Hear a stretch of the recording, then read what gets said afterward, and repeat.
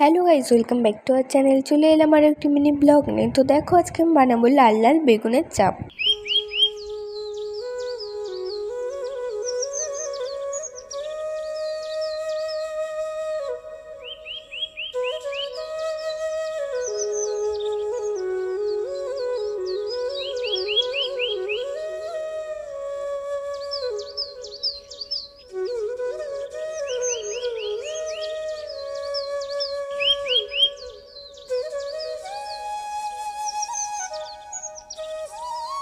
তার জন্য দেখো, আমি বেগুনগুলোকে ভালো করে ধুয়ে নিলাম।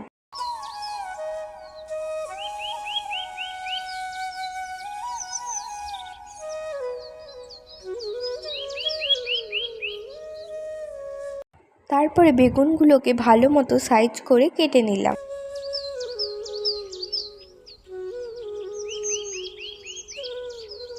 তারপরে দেখো, চালের গুঁড়োর মধ্যে পরিমাণ মতো হলুদ লবণ দিয়ে সেটি গুলিয়ে নিলাম।